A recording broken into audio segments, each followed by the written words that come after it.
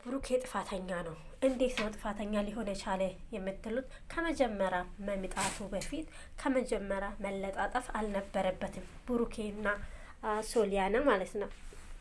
እንደዚህ መለጣጠፍ አልነበረባቸውም። እንግዲህ መለጣጠፍ ይህንን ነው የሚያመጣ። አስባችሁታል?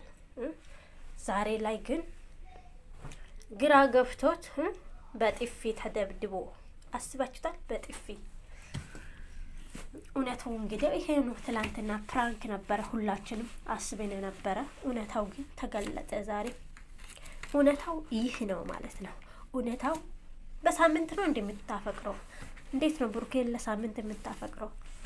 ኦልሬዲ 15 ቀን ራሱ እኮ አልሞላቸውም።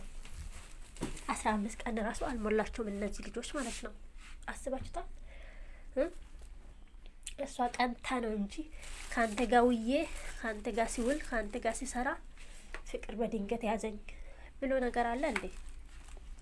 አረ ሴቶች ሴቶች ሴቶች ሴቶች ነው የምንባለው እንግዲህ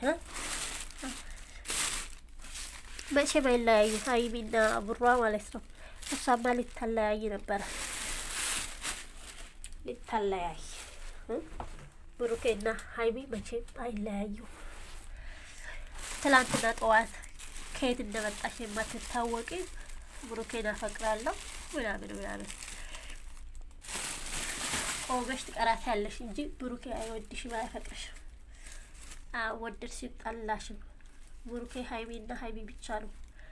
ግን ብሩኬም ጥፋት አለው፣ 100% ጥፋተኛ ነው ብሩኬ። እንዴት ነው ብትሉ ከመጀመሪያው ሀይሚ አወድሻለሁ አፈቅርሻለሁ ብሎ መናገር ነበረበት።